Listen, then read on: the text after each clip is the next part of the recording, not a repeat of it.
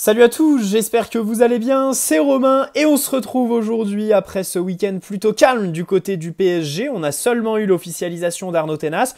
De manière surprenante, on savait qu'on était en négociation avancée avec le joueur, mais aucun média n'a prédit la visite médicale, la finalisation du dossier et la signature du joueur. Du coup, c'était un peu une surprise pour les supporters. En ce week-end d'un calme plat au niveau des rumeurs, on a seulement eu les tapines habituels de Fabrizio Romano sur Ousmane Dembélé qui nous a rabâché tout le week-end que le dossier dépendait uniquement du joueur. Il a dû nous faire 5 ou 6 tweets sur le sujet pour dire la même chose et bien évidemment profiter de la monétisation mise en place par Elon Musk. Bref, dans tous les cas, aujourd'hui, lundi, la semaine a repris. Les rumeurs aussi sur les chapeaux de roue. Commençons donc par ce dossier Dembélé parce que le temps presse. La clause libératoire de 50 millions, 25 pour le joueur, 25 pour le Barça est valable jusqu'à 23h59.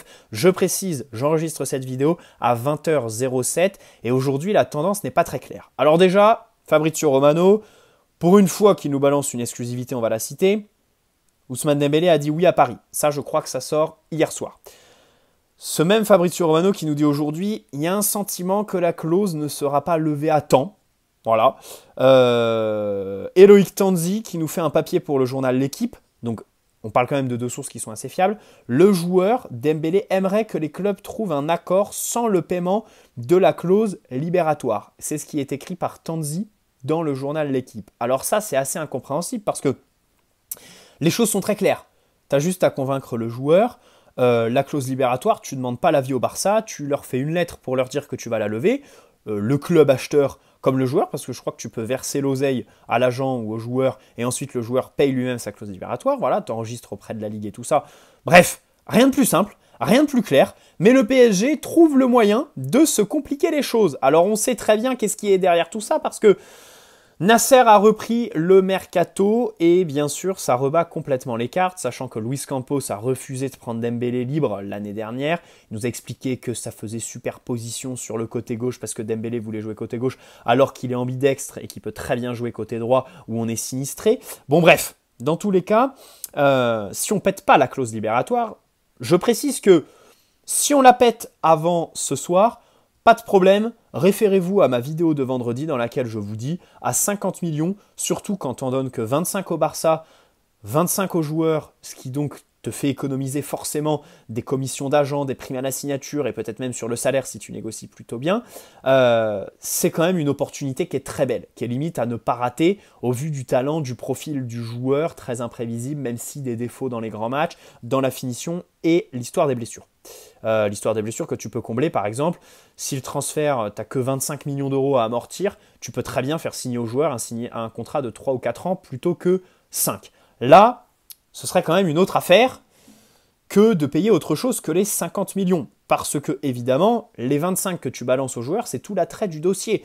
Tu payais moins de primes, tu donnais que 25 millions au Barça. Alors évidemment, c'est jouissif de leur mettre cette carotte. Voilà. Bon, de l'autre côté, ils payent leur incompétence, hein, parce que c'est comme nous avec la prime de fidélité d'Mbappé, les 40 millions qu'on doit payer aujourd'hui.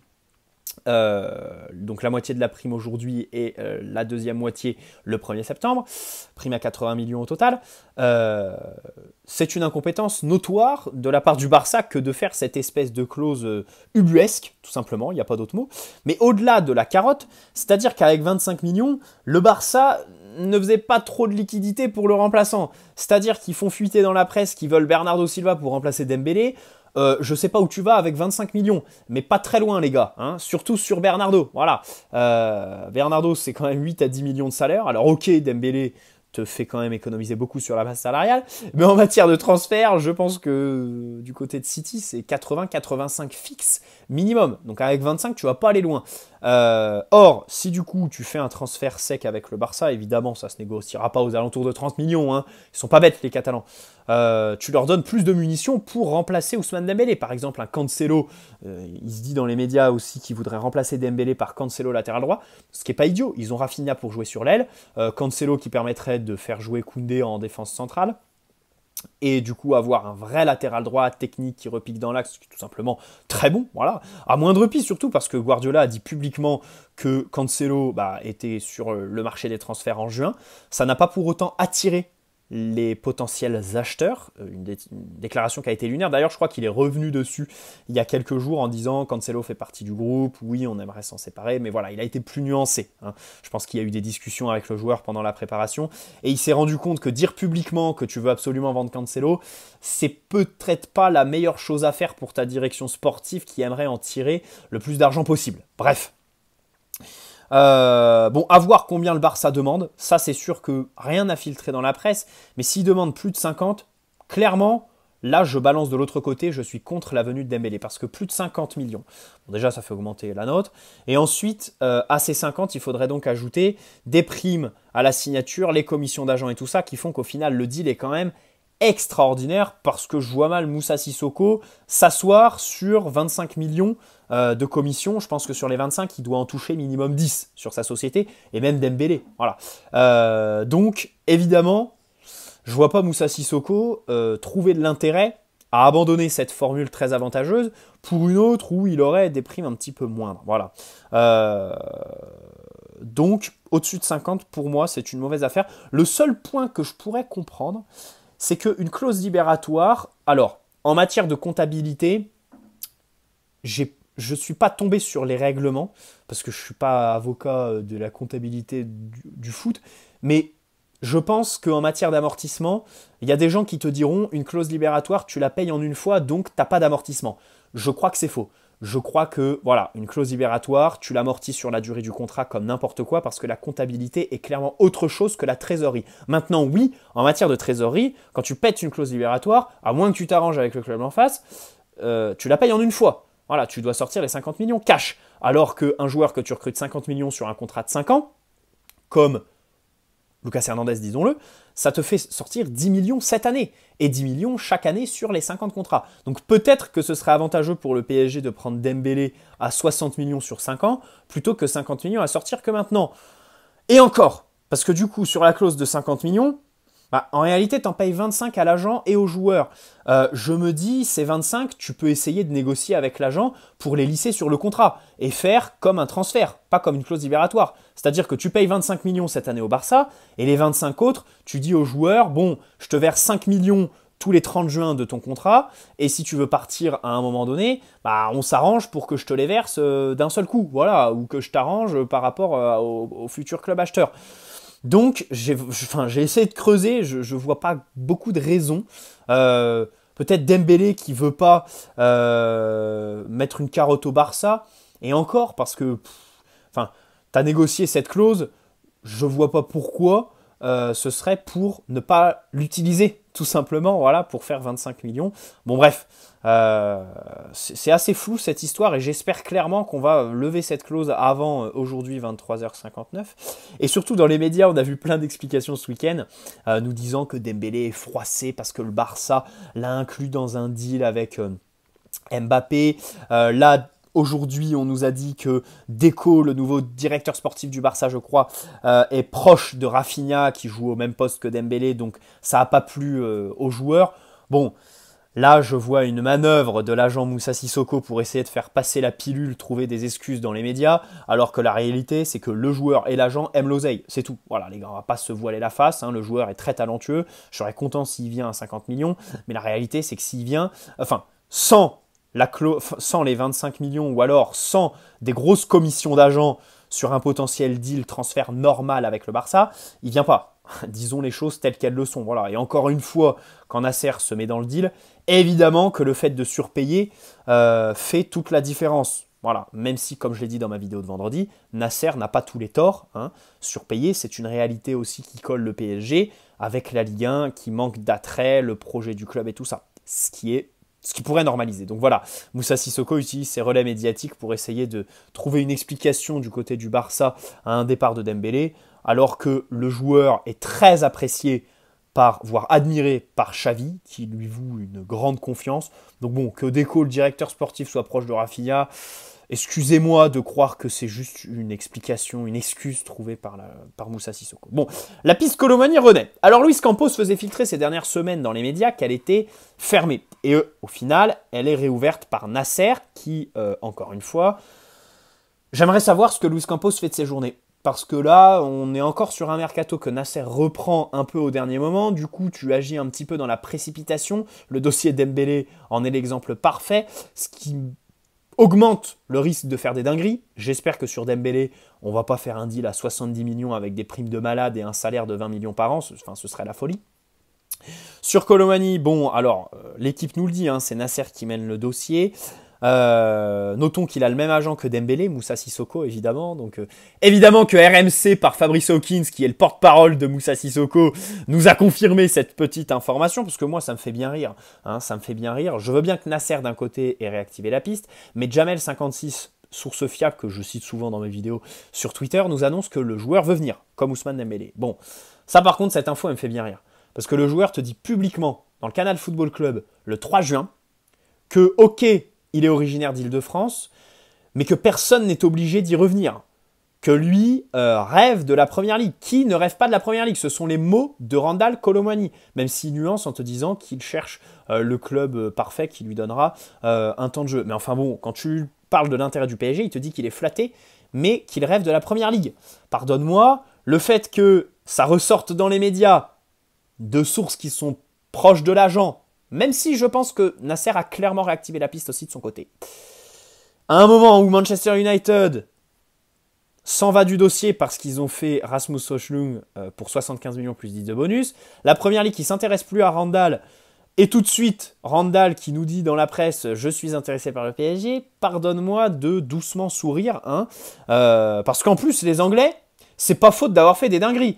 Højlund, je crois que c'est 9 buts en 32 matchs à l'Atalanta, 75 millions en base fixe, plus 10 de bonus versés à l'Atalanta. C'est absolument énorme. Enfin, pardonne-moi, hein, Randal Colomani, 75 millions plus 10 de bonus. Bon, allez, je préfère les mettre sur Randal qui te fait une belle saison avec les belles entrées en Coupe du Monde et tout ça, plutôt que Højlund. Voilà. Et Manchester a quand même préféré le Danois à Randal. Alors, Randal, c'est vrai que ce qui filtrait dans la presse, qui a été dit officiellement aussi par Francfort, hein, je crois que le directeur du football là-bas nous le dit, c'est 100 millions. Faut nuancer quand même parce que déjà il y a beaucoup de médias ces dernières semaines qui nous ont dit que c'était plus 70 millions et honnêtement je pense que 70 millions en base fixe, après tu mets des bonus qui peuvent aller effectivement jusqu'à les 100, là voilà le joueur tu l'as. Enfin, la formule que Manchester United a mis sur Højlund, ils la mettent sur Randal, ils l'ont tout simplement. Donc voilà. Alors, en plus de Ousmane Dembélé, Randal, je peux pas dire non. Je peux pas dire non parce qu'on aurait des joueurs qui participent au jeu. Collectivement, l'équipe quand même aurait... Enfin, avec Randal et Dembélé, ça aurait quand même de la gueule. Voilà, des joueurs qui prennent la profondeur, qui proposent derrière la ligne. Randal prend peut-être plus la profondeur que Ousmane Dembélé aussi. Maintenant, la nuance, c'est que Randal, comme je l'ai dit, en tant que seul numéro 9, je suis perplexe. Dans la mesure où Randal, numéro 9, Ousmane, ailier droit, déjà, c'est pas idéal dans l'occupation de la surface, la finition, ces deux joueurs... Alors, Randal sort d'une grosse saison en matière statistique, pas de problème là-dessus, mais c'est des statistiques en Bundesliga. En Ligue 1, au PSG, face à des défenses regroupées, qu'est-ce que ce serait? Je pense qu'il planterait un petit peu moins de buts. Ousmane, bon, je ne vous fais pas de dessin sur son apport dans le dernier tiers qui est assez limité. Et en plus, Ousmane, sans un vrai numéro 9, que n'est pas Randal Colomani, est tout de suite beaucoup plus intéressant dans un collectif. Donc pour moi, l'option la plus viable, c'est Mbappé se barre au Real, Randal à gauche, Ousmane Dembélé à droite, ou inversement, Dembélé à gauche, Randal à droite. Peut-être que Randal est un peu meilleur à droite. Un vrai numéro 9, et là, ouais, t'as un projet qui est quand même assez solide avec des joueurs jeunes, hein, Randal 24, Dembélé 26. Alors après, c'est vrai que t'as un gros enjeu sur tes postes de remplaçants, parce que Dembélé se blesse souvent. Mais par exemple, voilà, poste de numéro 9, j'aurais aucun problème à prendre Harry Kane qui vient de fêter ses 30 ans. Et limite, c'est même pas un argument, parce que joueur jeune ou pas sur les côtés, je prends Harry Kane à 30 ans, sachant que tous les gros joueurs qu'on a pris sur l'RQSI avaient cet âge-là. Voilà. Par exemple, si je devais faire un autre parallèle, ce serait avec Salah, qui a 31 ans. Alors, c'est complètement utopique de le dégager de Liverpool, mais C'est un joueur qui a été vu avec Nasser pas mal de fois. Il y a encore une photo qu'a filtrée, je crois, en janvier de Nasser qui mange avec Mohamed Salah. Bon, je pense que Salah s'est fait plaisir, a pris le truc le plus cher sur la carte du Peninsula plus d'une fois à Paris. Tout ça pour dire que 31 ans, ok. 6 saisons sous Jürgen Klopp, évidemment, c'est éprouvant, surtout que c'est des saisons durant lesquelles il a été très fiable, hein, il monte à 60 matchs et tout ça.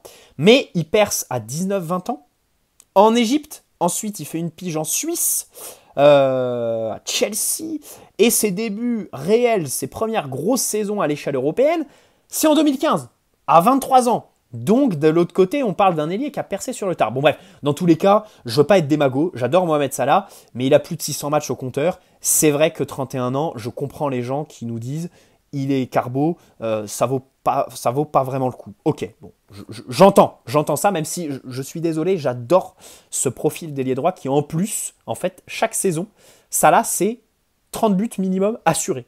Donc tu prends Salah ailier droit, tu mets Kolo Muani en buteur, là oui, ça a plus de sens. Voilà, tout ça pour illustrer un petit peu ce que je vous disais au niveau de l'équilibre statistique et tout ça, parce qu'il ne faut pas oublier qu'Mbappé, si tu le fais partir, c'est quelqu'un à 40 buts par saison, il faut quand même un apport statistique à côté. Par exemple, si tu fais pas Kane, ça va être compliqué. Ça va être compliqué, parce que si c'est pas Kane, c'est Gonzalo Ramos, c'est Vlahovic, qui a eu des statistiques dignes d'Mbappé, mais il n'a pas tenu plus de 6 mois dans ses standards. C'était à la Fiorentina juste avant son transfert contre la Juve. C'est peut-être aussi Joao Félix, qui n'est pas réputé pour son côté statistique, donc c'est vraiment compliqué. Voilà, bref.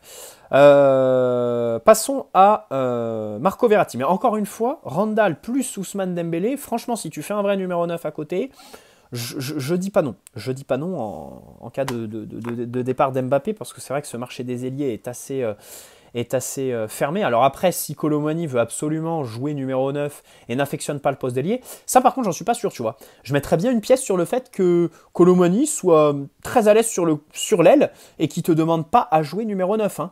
D'ailleurs, si je dis pas de bêtises, je crois qu'il avait fait une déclaration qui va dans ce sens, dans lequel il te dit « Ouais, j'ai appris à jouer numéro 9 à Francfort, mais je suis à l'aise sur le côté, j'aime bien dédonner pour aller prendre la profondeur. » Bon, ça, j'en suis pas certain, je parle à l'aide de mes connaissances. Alors Verratti, selon l'équipe, Al Ahly, s'est manifesté ces derniers jours. C'est marrant parce que tu fais une espèce d'enchère entre les clubs saoudiens qui sont détenus par le PIF.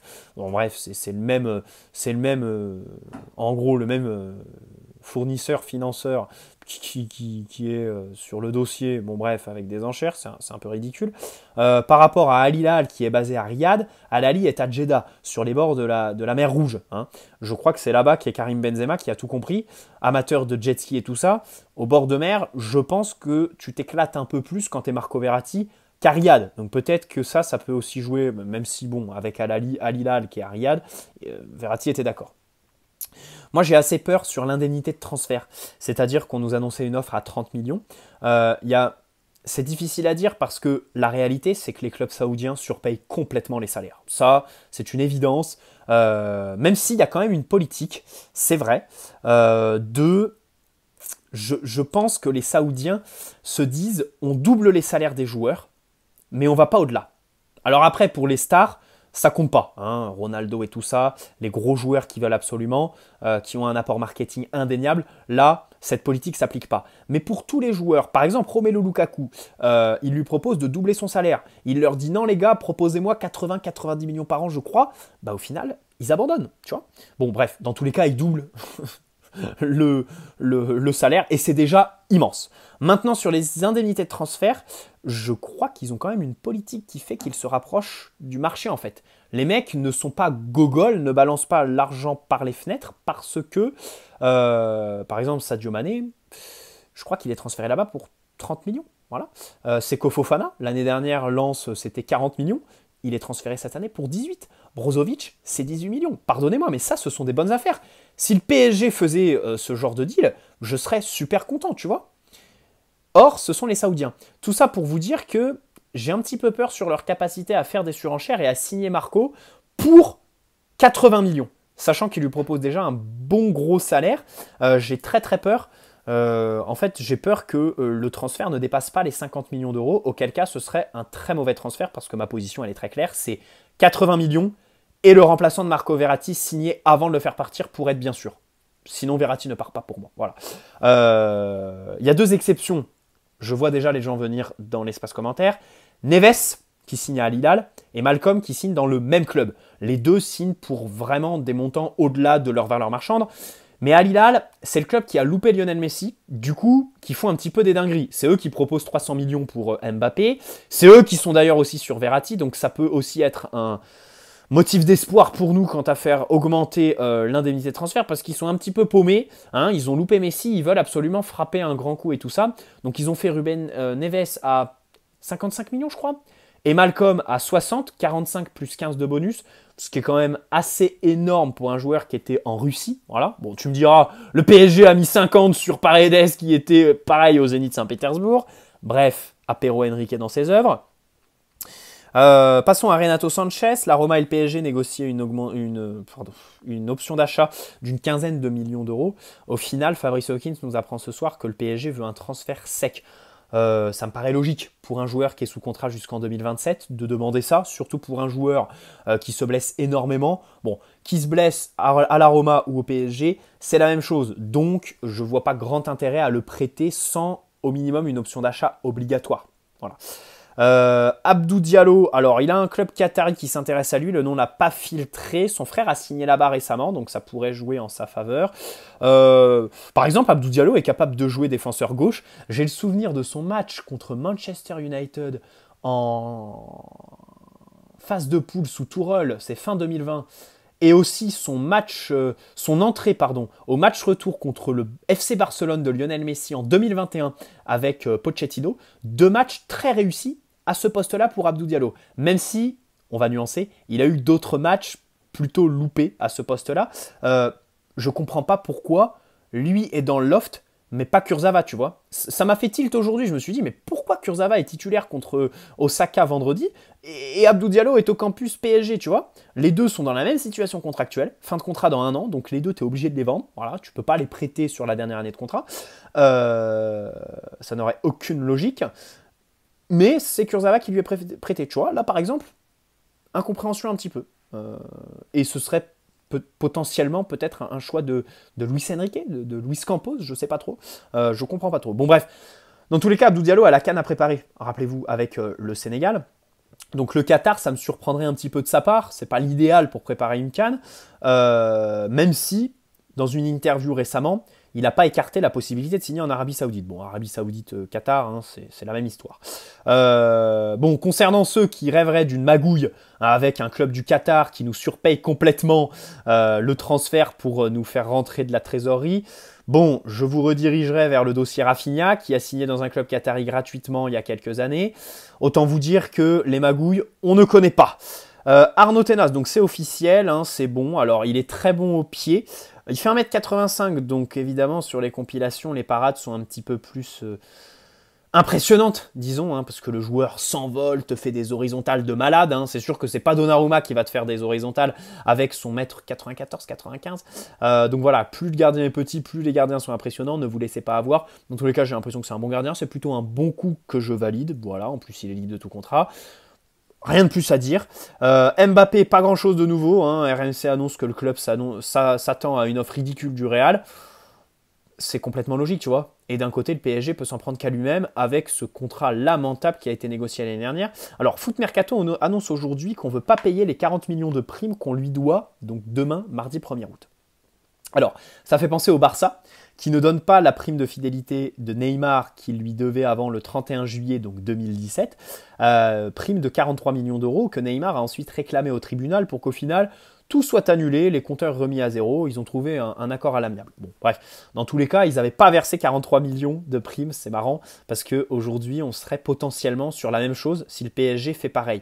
Le problème, c'est que je vois pas trop d'intérêt à faire pareil, sachant que ça finit au prud'homme, que c'est un contrat que tu as signé, que tu as élaboré de ta main, donc faut le respecter, hein, même si le joueur ne respecte pas sa parole. La réalité, c'est que au tribunal, la parole du joueur, elle ne vaut rien aux yeux du juge, hein. C'est comme la vérité du mercato, la seule qui existe comme vérité, c'est la signature noir sur blanc sur le contrat. C'est pour ça qu'aucun journaliste n'a la science infuse. Tous les journalistes se trompent à un moment donné. Voilà. Et c'est là qu'on voit, en fait, les meilleurs journalistes ne sont pas eux ceux qui te donnent le plus de vraies informations. Les meilleurs journalistes sont ceux qui, évidemment, sont fiables, premièrement, mais ensuite reconnaissent leurs erreurs quand ils en font. Parce que croyez-moi, ça c'est plutôt rare. Donc concernant Mbappé, bon, le fait de ne pas verser la prime, perso je serais le club, je le ferais quand même parce que t'es pas à l'abri d'un communiqué très rapide des avocats, là, la fameuse Delphine qui ressort de sa tanière, ça fait longtemps qu'on l'a pas entendue celle-là, là, l'avocat de la famille Mbappé, qui ressort un petit peu de sa tanière, qui t'attaque au prud'homme, et du coup, cette histoire de clause deviendrait publique, connue aux yeux de tout le monde. Or, aujourd'hui, bon, t'es le PSG, si tu la verses à Mbappé, tu lui dis ne fais pas filtrer dans la presse qu'elle existe. Nasser fait une déclaration publique pour dire non, non, la clause elle n'existe pas. Il en a fait plein des déclarations où il dit que non alors qu'en fait oui. Bon, ça entretient un petit peu le flou, voilà, tu fais pas filtrer. Et globalement, les supporters restent un petit peu dans l'indécision. Personne ne sait si cette clause existe vraiment. Sachant qu'elle est très humiliante pour le club, je préfère faire comme ça, hein, tu vois ce que je veux dire. Bon bref, bonne soirée à tous. N'hésitez pas à poser un like si cette vidéo vous a plu, vous abonner si ce n'est pas déjà fait. Et puis on se retrouve très prochainement dès qu'il y a une information pour la parler, la décortiquer. Ciao les amis.